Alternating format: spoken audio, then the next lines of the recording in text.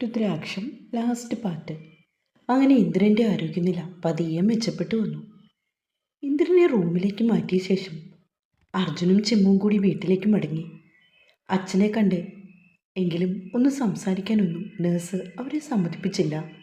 Rest ഒരുപാട് ആവശ്യമാണെന്ന് പറഞ്ഞു.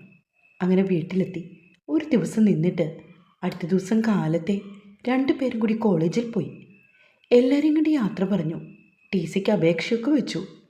ഹന്നയും അവന്തികയും ചിമ്മു വന്നപ്പോൾ ഒരുപാട് സന്തോഷിച്ചു. എങ്കിലും അവൾ പോകുവാണല്ലോ എന്നോർത്ത് അവർക്കാകെ സങ്കടവും. അർജുൻ കുട്ടികളോട് എല്ലാവരോടും ഔദ്യോഗികമായിട്ട് ചിന്മയി തൻ്റെ ഭാര്യയാണെന്നും വിവാഹം കഴിഞ്ഞിട്ട് 1 മാസം ആകുന്നതേ ഉള്ളൂ എന്നുമൊക്കെ പറഞ്ഞു. പിന്നെ അവൻ തൻ്റെ വകയായി കുട്ടികൾക്ക് എല്ലാവർക്കും ഉച്ചയ്ക്ക് ബിരിയാണിയൊക്കെ വാങ്ങിക്കൊടുത്തു. സാറിത്ര പാവാണല്ലോ എന്നായിരുന്നു കുട്ടികളുടെ ഒക്കെ ചർച്ച. പഠിപ്പിക്കുന്ന നേരത്ത് സ്ട്രിക്റ്റ് ആണെങ്കിലും അവൻ കുട്ടികളുമായി കമ്പനിയൊക്കെ ആയിട്ട് വന്നതായിരുന്നു. സാറിനും ചിമ്മുനും ആശംസകൾ നേർന്ന് എല്ലാവരും ചേർന്നവരെ യാത്രയാക്കി. അന്നത്തെ ദിവസം അവർ വാടക വീട്ടിൽ താമസിച്ചു. ഇനി യാത്ര ചെയ്തു പോയാലും ഒരുപാട് ലേറ്റ് ആകുമല്ലോ എന്ന് കരുതി. അതുകൊണ്ട് അന്ന് ഫുഡൊക്കെ വാങ്ങി പിറ്റേ ദിവസം കാലത്തെ വീട്ടിലേക്ക് മടങ്ങിപ്പോകാമെന്ന് അർജുൻ പറഞ്ഞു. അന്ന് വീണ്ടും അവരുടെ ആദ്യ രാത്രിയുടെ ആവർത്തനമായിരുന്നു അവിടെ നടന്നത്. അർജുൻ തൻ്റെ പെണ്ണിൻ്റെ പുതിയ കാണാപ്പുറങ്ങൾ തേടിയലഞ്ഞു. പലപ്പോഴും അവൾ കുതറിമാറാൻ ശ്രമിച്ചു. എന്നാൽ അപ്പോഴൊക്കെ അവൻ അവളിൽ മായാജാലം തീർത്തുകൊണ്ട് അവളിലേക്ക് കടന്നു ചെന്നു. ഇരുവരും മനസ്സുകൊണ്ടും ശരീരം കൊണ്ടും ഒന്നായ ഒരുപാട് നല്ല ഓർമ്മകൾ സമ്മാനിച്ച വീട് ശരിക്കും ചിമ്മുൻ്റെ സ്വർഗമായിരുന്നു. അവൾക്ക് അവിടുന്ന് മടങ്ങിപ്പോരാൻ ഒരുപാട് സങ്കടമുണ്ട്. പിന്നെ അച്ഛൻ്റെ ആരോഗ്യവും വീട്ടിലെ കാര്യവുമൊക്കെ ഓർത്തപ്പോൾ അവൾ തൻ്റെ വിഷമങ്ങളൊക്കെ ഉള്ളിലൊതുക്കി. അവരുടെ സങ്കടം എത്രത്തോളം ഉണ്ടെന്നുള്ളത് ആ മുഖം കണ്ടപ്പോൾ അർജുനും മനസ്സിലായി. ചുരുങ്ങിയ ദിവസങ്ങൾ കൊണ്ട് ഹന്നയും അവന്തികയുമൊക്കെ അവൾക്കേറെ പ്രിയപ്പെട്ടവരായിരുന്നു. അതൊക്കെ അവൾ അർജുനോട് പറഞ്ഞു. സാരമില്ല, പോട്ടെ, നീ വിഷമിക്കണ്ട. നമുക്ക് ഇടയ്ക്കൊക്കെ ഫ്രണ്ട്സിനെ കാണാനായിട്ട് വരാം. ഇതിപ്പോൾ നമുക്കൊന്നും മേലാത്ത ഒരവസ്ഥയായി പോയില്ലേ? അറിയാം. അച്ഛനും അമ്മയ്ക്കും നമ്മൾ മാത്രമല്ലേ ഉള്ളൂ. പിന്നെ എവിടെയോ എൻ്റെ മനസ്സിലൊരു ചെറിയ നൊമ്പരം. പോട്ടെ, സാരമില്ല.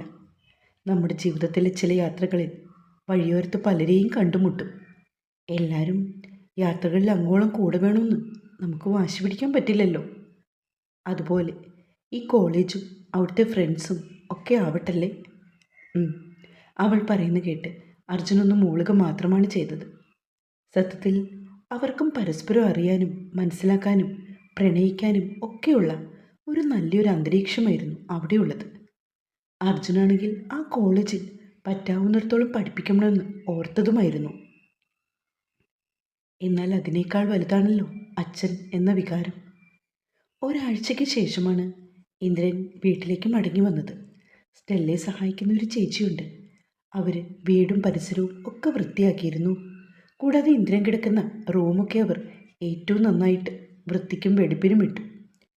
ഇന്ദ്രനോട് അധികം സംസാരിക്കരുതെന്ന് ഡോക്ടർ പറഞ്ഞിട്ടുണ്ട്. അതുകൊണ്ട് അവൻ പരമാവധി ആരോടും അങ്ങനെ വർത്തമാനമൊന്നും പറയുന്നില്ല. അർജുൻ ജോലി നിർത്തി വന്നുവെന്നറിഞ്ഞതും ഇന്ദ്രന് സങ്കടമായി. ഓഫീസിലെ കാര്യങ്ങളൊക്കെ മാനേജർ നോക്കിക്കോളുമെന്ന് ഇന്ദ്രൻ അർജുനോട് പറഞ്ഞു. എന്നാൽ അങ്ങനെ എല്ലാ കാര്യങ്ങളും മാനേജരെ മാത്രം ഏൽപ്പിച്ചാൽ ശരിയാവില്ലെന്നും താനവിടെ വേണമെന്നും അതുകൊണ്ട് ഇനി മുതൽ ഓഫീസിലേക്ക് താൻ പൊയ്ക്കൊള്ളാമെന്നുമൊക്കെ അർജുൻ അച്ഛനോട് പറഞ്ഞു. അങ്ങനെ അടുത്ത ദിവസം മുതൽ ഇന്ദ്രന് പകരമായി അർജുൻ ഓഫീസിലേക്ക് പോയി തുടങ്ങി. പിന്നെയും ഒരാഴ്ച കൂടി കഴിഞ്ഞാണ് ചിമ്മു വീടിനടുത്തുള്ള കോളേജിലേക്ക് മാറിയത്. ശരിക്കും പറഞ്ഞാൽ ഇന്ദ്രന് പാർട്ട്ണർഷിപ്പുള്ള കോളേജാണിത്. കാലത്ത് അർജുനോടൊപ്പമാണ് അവൾ കോളേജിൽ പോയത്. തിരികെ അവളെ കൂട്ടുവാനായി അർജുൻ ഡ്രൈവറെ അയക്കും. അങ്ങനെ ജീവിതം വലിയ കുഴപ്പങ്ങളൊന്നുമില്ലാതെ ഹാപ്പിയായിട്ട് മുന്നോട്ട് പോയിക്കൊണ്ടേയിരുന്നു. ഉടനെ ഒരു കുഞ്ഞു വേണ്ടെന്നുള്ളത് അവർ തീരുമാനിച്ചതുകൊണ്ട് സേഫ് സോണിലായിരുന്നു അവരുടെ കാര്യങ്ങളൊക്കെ സ്മൂത്തായി നടന്നത്. 1-2 തവണ അർജുനും ചിന്മയും കൂടി തിരുവനന്തപുരത്തേക്ക് പോയി. അച്ഛനെയും അമ്മയെയും ഒക്കെ കൂടെ 2 ദിവസം നിന്നു. പത്മനാഭസ്വാമി ക്ഷേത്രത്തിലും ആറ്റുകാലും ഒക്കെ ചിമ്മു അർജുനുമായിട്ട് തൊഴാൻ പോയി. മകളുടെ സന്തോഷകരമായ കുടുംബജീവിതം കണ്ടപ്പോൾ പ്രദീപിനും രേഷ്മയ്ക്കും മനസ്സ് നിറഞ്ഞു. ആറ്റുകൽ പൊങ്കാല വരുന്നോണ്ട് കുറച്ച് ദിവസം നിന്നിട്ട് പോകാമെന്നൊക്കെ രേഷ്മ മകളോട് പറഞ്ഞു നോക്കി. എന്നാൽ അവൾക്ക് അർജുൻ്റെ ഒപ്പം പോയേ മതിയാവൂ. അർജുനേട്ടനെ കാണാണ്ട് ഒരു ദിവസം പോലും ചിമ്മുവിന് പറ്റില്ല. കല്യാണം ആലോചിച്ച സമയത്ത് അർജുനെ വേണ്ടെന്ന് പറഞ്ഞ് ബഹളം കൂട്ടിയ പെണ്ണിനോട് ഇപ്പോൾ ഒരു നിമിഷം പോലും അവനെ കാണാതിരിക്കാൻ വയ്യല്ലേന്ന് പറഞ്ഞ് അമ്മ കളിയാക്കി. അതിൻ്റെ മറുപടിയായി അവൾ അമ്മയെ വെറുതെ ഇക്കിളി കൂട്ടി. ചിമ്മു ഒരു പാവമാണെന്ന് മറ്റാരേക്കാൾ ഈ ലോകത്ത് ഏറ്റവും വ്യക്തമായി അറിയാവുന്നത് അർജുനാണ്. അവൻ്റെ ഓരോ ശ്വാസത്തിലും അവളാണ് നിറഞ്ഞു നിൽക്കുന്നത്. ആമി, അവൾക്ക് വേണ്ടിയാണ് അവൻ്റെ ഹൃദയത്തിൻ്റെ സ്പന്ദനം പോലും. ആമി എന്ന് എന്തിനാണ് തന്നെ വിളിക്കുന്നതെന്ന് ഒരു ദിവസം ചിമ്മു അവനോട് ചോദിച്ചു. പഴയ ഏതെങ്കിലും ലൈനാണോ എന്നറിയാനാണ് പെണ്ണ് ചോദിച്ചത്. എന്നാൽ ചിന്മയി എന്നുള്ളതിൻ്റെ ഷോർട്ടായിട്ട് എല്ലാവരും ചിമ്മു എന്ന് വിളിക്കുമ്പോൾ താനൊരു വെറൈറ്റിക്ക് വേണ്ടി ആമി എന്നാക്കിയതാണെന്ന് അവൻ പുഞ്ചിരിയോടെ അവളോട് പറഞ്ഞു. മറുപടിയായി അവൻ്റെ വലത്തെ കവളിൽ ഒന്ന് അമർത്തി കടിച്ച ശേഷം അവൾ തിരിഞ്ഞ് ഓടിപ്പോകാൻ തുടങ്ങിയതും അർജുൻ അവളെ പിടിച്ച് ബെഡിലേക്ക് ഇട്ടിരുന്നു. അർജുനേട്ടാ, അമ്മ അപ്പുറത്തുണ്ട് എന്ന് പറഞ്ഞ് തീരും മുൻപ് അവൻ അവളുടെ അതിരം നുകർന്നു. അവൻ്റെ മീശത്തുമ്പ് അവളുടെ വദനത്തെ ഇക്കിളി കൂട്ടി. അവൻ്റെ അതിരത്തിൻ്റെ മധുരം നുകർന്നുകൊണ്ട് പാതിചാരിയ ജാലകത്തിൻ്റെ വിടവിലൂടെ ചിമ്മുവിൻ്റെ മിഴികൾ പുറത്തേക്ക് പാഞ്ഞു. മുറ്റത്തെ ഇലഞ്ഞി മരത്തിൻ്റെ കൊമ്പിൽ 2 തെന്നൽക്കുരുവികൾ പരസ്പരം കൊക്കുരുമിയും തൂവൽ ചലിപ്പിച്ചും അവരുടെ പ്രണയം പങ്കുവയ്ക്കുന്നത് അതിനേക്കാൾ പ്രണയഭാവത്തോടെ അവൾ നോക്കിക്കണ്ടു. ചിമ്മുവിൻ്റെ എക്സാം തീരുന്ന ദിവസം അർജുനായിരുന്നു അവളെ കോളേജിൽ നിന്ന് കൂട്ടിക്കൊണ്ടു പോകാനായി എത്തിയത്. ഹന്നയും അവന്തികയും പോലെ അത്രയും ഡീപ്പായിട്ടുള്ള ഫ്രണ്ട്സിനെയൊന്നും അവൾക്ക് ഈ കോളേജ് കിട്ടിയിരുന്നില്ല. എല്ലാവരോടും ഒരു മീഡിയം ലെവലിലാണ് ചിമ്മു നിന്നത്. കാരണം ഇനി കൂടുതൽ അടുപ്പായ ശേഷം അവരെയും പിരിയേണ്ടി വന്നാൽ അതവൾക്ക് ഇത്തിരി വിഷമമുണ്ടാക്കുന്ന കാര്യമായിരുന്നു. ജസ്റ്റ് ഒരു ഹായ് റിലേഷൻഷിപ്പ് മാത്രമേ അവൾ അതുകൊണ്ട് കീപ്പ് ചെയ്തുള്ളൂ. അങ്ങനെ ഫ്രണ്ട്സിനോടും ടീച്ചേഴ്സിനോടും ഒക്കെ യാത്ര പറഞ്ഞ് ചിമ്മു അർജുൻ്റെ അടുത്തേക്ക് വന്നു. അകലെ നിന്ന് നടന്നു വരുന്ന ചിമ്മുവിനെ നോക്കി അർജുൻ വണ്ടിയിലിരിക്കുകയാണ്. അവനെ കണ്ടതും ഒരു പുഞ്ചിരിയോടെ അവൾ വന്ന് വണ്ടിയിൽ കയറി. വണ്ടി മുൻപോട്ടെടുക്കാതെ അർജുൻ അവളെ തന്നെ നോക്കിയിരിക്കുകയാണ്. എന്താ അർജുനേട്ടൻ ഇങ്ങനെ നോക്കുന്നേ? ചിമ്മു അമ്പരന്നു പോയി. എടാ, നീ ഇടയായിട്ട് ഒരുപാട് ക്ഷീണിച്ചല്ലോ, കണ്ണൊക്കെ കുഴിഞ്ഞു കേട്ടോ. നിനക്ക് എന്തു പറ്റി? എന്തെങ്കിലും വയ്യാഴികയുണ്ടോ? അവൻ ചോദിച്ചതും പെട്ടെന്ന് അവൾ നിശബ്ദയായി. ചിമ്മു അർജുൻ അവളുടെ ഇടങ്കയിൽ പിടിച്ചു. എന്താടാ, നീ എന്താ ഒന്നും മിണ്ടാത്തത്? ഏട്ടാ, എനിക്ക് ചെറിയൊരു സംശയമുണ്ട്. എന്ത്? അർജുന് പേടിയായി. അത് പിന്നെ എനിക്ക് ഇതുവരെയായിട്ടും ഈ മാസം പീരിയഡ്സ് ആയിട്ടില്ല. 6 ദിവസം വരെ മുന്നോട്ട് പോയിട്ടുണ്ട്. എനിക്കിതുവരെ അങ്ങനെ സംഭവിച്ചിട്ടില്ല. പക്ഷെ ഇതിപ്പോൾ എന്താണെന്നൊരു പിടിയുമില്ല. സത്യമാണോടാ? അർജുൻ്റെ മിഴികൾ തിളങ്ങി. അതെ ഏട്ടാ, ഞാൻ ഗൂഗിളിൽ സെർച്ച് ചെയ്തപ്പോൾ സ്ട്രെസ്സും ക്ലൈമറ്റ് ചേഞ്ചും ഒക്കെ വരുമ്പോൾ ഇങ്ങനെ ചിലർക്ക് സംഭവിക്കുമെന്നാണ് കാണിക്കുന്നത്. പിന്നെ എക്സാം ആയതുകൊണ്ട് ശരിക്കും എനിക്ക് നല്ല ടെൻഷനുണ്ടായിരുന്നു. ഇനി അതിൻ്റെ ആണോയെന്നറിയില്ല. അർജുൻ വണ്ടി മുന്നോട്ടെടുത്തു. എന്നിട്ട് നേരെ ഹോസ്പിറ്റലിലേക്കാണ് അവൻ വണ്ടി ഓടിച്ചു പോയത്. ഏട്ടാ, ഇതെങ്ങോട്ടാ? വീട്ടിലേക്കല്ലേ? നമുക്ക് ഡോക്ടറെ ഒന്ന് കണ്ടിട്ട് പോകാം. ഇപ്പോൾ വേണ്ടെന്നേ. വീട്ടിൽ പോയിട്ട് നമുക്കൊരു ടെസ്റ്റൊക്കെ ചെയ്ത് നോക്കാം.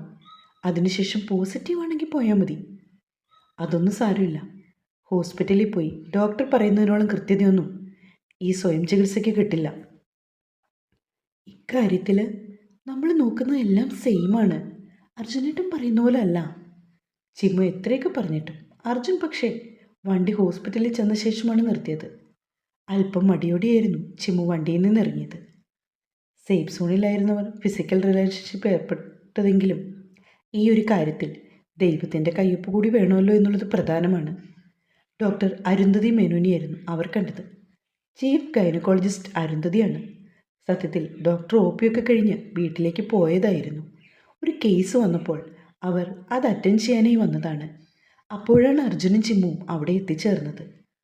ഡോക്ടർ ലേബർ റൂമിൽ നിന്ന് ഇറങ്ങി വന്ന ശേഷം വെറുതെ ഇത്തിരി നേരം ഒ പിയിലിരുന്നു. അങ്ങനെ അവർ ടോക്കൺ എടുത്ത് ഡോക്ടറെ കാണുവാനായി ചെന്നു. വിവരങ്ങളൊക്കെ പറഞ്ഞപ്പോൾ ഡോക്ടർ അവളോട് കയറി കിടക്കുവാൻ പറഞ്ഞു. ജസ്റ്റ് പരിശോധിച്ച ശേഷം ഡോക്ടർ യൂറിൻ ടെസ്റ്റ് ചെയ്യാനായി അവരെ പറഞ്ഞയച്ചു. ചിമ്മു ആണെങ്കിൽ വല്ലാത്ത ടെൻഷനിലാണ്. അതേ അവസ്ഥയിൽ തന്നെ അർജുനും. റിസൾട്ട് പോസിറ്റീവ് ആകണമെന്ന് ഇരുവരും മനമുരുകി പ്രാർത്ഥിച്ചു. യൂറിൻ കളക്ട് ചെയ്ത ശേഷം രണ്ടാളും ലാബിൻ്റെ വാതിൽക്കൽ പ്രാർത്ഥനയോടെ ഇരുന്നു. വീട്ടിൽ നിന്നും സ്റ്റെല്ല വിളിച്ചപ്പോൾ തങ്ങൾ ടൗണിൽ വരെ ഒന്ന് വന്നതാണെന്ന് പറഞ്ഞ് അർജുൻ ഫോൺ കട്ട് ചെയ്തു. അരമണിക്കൂറിന് ശേഷമാണ് റിസൾട്ട് ആയത്. അർജുൻ സിസ്റ്ററോട് ചോദിച്ചപ്പോൾ ഡോക്ടറാണ് പറയുന്നതെന്ന് അവർ പറഞ്ഞു. അങ്ങനെ മിടിക്കുന്ന ഹൃദയത്തോടെ ഇരുവരും ഡോക്ടറുടെ റൂമിലേക്ക് വീണ്ടും കയറി ചെന്നു. ഇരിക്കൂ. ഡോക്ടർ ചെയറിലേക്ക് കൈ ചൂണ്ടിയതും ചിന്മയും അർജുനും അവിടെ ഇരുന്നു. റിസൾട്ട് നോക്കിയ ശേഷം ഡോക്ടർ ഇരുവരെയും നോക്കി മധുരമായി ഒന്ന് പുഞ്ചിരി തൂകി. അപ്പോഴാണ് രണ്ടാൾക്കും സമാധാനമായത്. റിസൾട്ട് പോസിറ്റീവാണ്. ജസ്റ്റ് സ്റ്റാർട്ടിങ് ആയതേ ഉള്ളൂ. അതുകൊണ്ട് നോർമൽ പ്രഗ്നൻസി ആണോ എന്ന് അറിയാറായിട്ടില്ല. ഒരു 1 മന്ത് കൂടി കഴിഞ്ഞ ശേഷം നമുക്കൊന്ന് സ്കാൻ ചെയ്ത് നോക്കാം. അത് കേട്ടതോ ഇരുവർക്കും സങ്കടം. ഡോക്ടർ, അപ്പോൾ? ചിമ്മുവിൻ്റെ കണ്ണുകൾ നിറഞ്ഞു. റിസൾട്ട് പോസിറ്റീവാണ് മോളെ. ഡീറ്റെയിൽ ആയിട്ടൊന്നും പറയാറായിട്ടില്ല. അതറിയണമെങ്കിൽ നമുക്ക് സ്കാൻ ചെയ്ത് നോക്കണം. ഇപ്പോൾ ധൃതി വെച്ച് സ്കാൻ ചെയ്യേണ്ട കാര്യവുമില്ല. എന്തായാലും മോള് പ്രഗ്നൻ്റ് തന്നെയാണ്. ഡോക്ടർ അവരോട് പിന്നെയും കാര്യങ്ങളൊക്കെ വിശദീകരിച്ചു കൊടുത്തു. അർജുൻ്റെ കയ്യിൽ മുറുക്കി പിടിച്ചാണ് ചിമ്മു എല്ലാം കേട്ടിരിക്കുന്നത്. ഫോളിക് ആസിഡ് മാത്രമേ ഡോക്ടർ കൊടുത്തിരുന്നുള്ളൂ. നന്നായിട്ട് റെസ്റ്റ് എടുക്കാനും ഫുഡൊക്കെ കഴിക്കണമെന്നും വെള്ളം ധാരാളം കുടിക്കണമെന്നും കുറേ നിർദ്ദേശങ്ങൾ കൊടുത്ത ശേഷം ഡോക്ടർ ഇരുവരെയും പറഞ്ഞയച്ചു. വണ്ടിയിൽ കയറിയ ശേഷം ചിമ്മു പെട്ടെന്ന് ഫോണെടുത്ത് സ്റ്റെല്ലയെ വിളിച്ചു. അമ്മേ, ഇന്ന് കാലത്തെ അമ്മ ഒരു കാര്യം പറഞ്ഞില്ലേ, അത് സത്യമാണ് കേട്ടോ. എനിക്ക് കോളേജിൽ നിന്ന് ഇറങ്ങിയപ്പോൾ വല്ലാത്ത ക്ഷീണമായിരുന്നു. ഞാനും ഏട്ടനും കൂടി ഹോസ്പിറ്റലിൽ വന്നു. ചിമ്മു സ്റ്റെല്ലയോട് പറയുന്നത് കേട്ട് അർജുൻ വാ പൊളിച്ചിരുന്നു. ആമി, അപ്പം നീയും അമ്മയും ഈ കാര്യങ്ങളൊക്കെ നേരത്തെ അറിഞ്ഞോ? ഫോൺ വെച്ച ശേഷം അർജുൻ അവളോട് ചോദിച്ചു. അല്ലെന്നേ, ഇന്ന് കാലത്തെയൊക്കെ എൻ്റെ മുഖത്തെ ക്ഷീണം കണ്ട് അമ്മ എന്നോട് പ്രഗ്നൻസി വല്ലതും ആണോ എന്ന് സംശയം പറഞ്ഞു. പീരീഡ് ആയിട്ടില്ല എന്നുള്ള കാര്യം ഞാൻ അമ്മയോടൊന്ന് സൂചിപ്പിച്ചിരുന്നു. 2 ദിവസം കൂടെ നോക്കിയിട്ട് ഹോസ്പിറ്റലിൽ പോകാമെന്ന് അമ്മ പറഞ്ഞത്. ചിമ്മു അവനെ നോക്കി ചിരിച്ചു. അതും കഴിഞ്ഞവൾ രേഷ്മയും വിളിച്ചു. ചിമ്മുവിന് വിശേഷമുണ്ടെന്ന് അറിഞ്ഞത് എല്ലാവർക്കും പെരുത്ത് സന്തോഷമായി. അച്ചമ്മയ്ക്ക് നിറഞ്ഞ സന്തോഷമായിരുന്നു. കൊച്ചുമകൻ്റെ വാവയെ കാണുവാൻ അവർക്ക് വല്ലാത്ത തിടുക്കം. ചിമ്മു വീട്ടിലേക്ക് വന്നിറങ്ങിയതും അച്ചമ്മയും സ്റ്റെല്ലയും അവളെ ആരതി ഒഴിഞ്ഞാണ് അകത്തേക്ക് കയറ്റിയത്. ഇന്ദ്രനും അവളെ കണ്ടപ്പോൾ വല്ലാത്തൊരു വാത്സല്യം. ഇന്ദ്രനും സ്റ്റെല്ലയും കൂടി ടൗണിൽ പോയിട്ട് ചിമ്മുവിന് കഴിക്കാനേ ഒരുപാട് പലഹാരങ്ങളും ഫ്രൂട്ട്സും ഒക്കെ വാങ്ങിക്കൊണ്ടുവന്നു. ശ്രീദേവിയും മനോജുമൊക്കെ അന്ന് വൈകുന്നേരം എത്തി. രേഷ്മയും പ്രദീപും ഈ സന്തോഷ വാർത്ത അറിഞ്ഞ് പുറപ്പെട്ടിട്ടുണ്ടെന്നും രാത്രിയോടെ എത്തുമെന്നും മനോജ് ഇന്ദ്രനോട് പറഞ്ഞു. അത്യാവശ്യം അവരുടെ വേണ്ടപ്പെട്ട അതിഥികളെയൊക്കെ വിളിച്ച് ഒരു ചെറിയ പാർട്ടിയൊക്കെ ഇന്ദ്രൻ അറേഞ്ച് ചെയ്തിരുന്നു.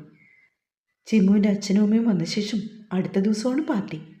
അതിന് മറ്റൊരു പ്രത്യേകത കൂടിയുണ്ട്. അർജുൻ്റെയും ചിമ്മുവിൻ്റെയും വിവാഹ വാർഷികം കൂടിയാണ്. മകനും മരുമകൾക്കും വേണ്ടി പുതിയൊരു ഫോർച്യൂണർ ലെജൻഡറായിരുന്നു ഇന്ദ്രൻ ഗിഫ്റ്റായിട്ട് കൊടുത്തത്. പ്രദീപാണെങ്കിൽ മോളുടെ പേരിൽ ചെക്ക് കൊടുത്തു. അമ്മയും അച്ഛനെയൊക്കെ കണ്ടപ്പോൾ അവൾക്ക് ഒരുപാട് സന്തോഷമായി. എല്ലാവരും അവളെ പൊന്നുപോലെ കൊണ്ടു നടന്നു. പ്രഗ്നൻസി പീരീഡിലൊന്നും പറയത്തക്ക പ്രശ്നങ്ങൾ ചിമ്മുവിനുണ്ടായില്ല. ഫസ്റ്റ് മന്തിലെ സ്കാനിങ് വേറെ പ്രശ്നങ്ങളൊന്നുമില്ലാതെ ബേബി ഓക്കെ ആണെന്നും ഡോക്ടർ കൂടി പറഞ്ഞു. അങ്ങനെ തങ്ങളുടെ വാവയെ വരവേൽക്കുവാനായി അവരെല്ലാവരും നിറഞ്ഞ സന്തോഷത്തോടെ കാത്തിരുന്നു. ശുഭം. കൂടെ കൂടിയ എല്ലാവർക്കും ഒരുപാട് നന്ദി. നിങ്ങളുടെ സപ്പോർട്ട് ഇനിയും ഉണ്ടാകണം. പുതിയ ഒരു അടിപൊളി കഥയുമായി നമുക്കുടനെ കാണാം. ഒരുപാട് സ്നേഹത്തോടെ നിങ്ങളുടെ സ്വന്തം മിത്രവിന്ദ. Thank you.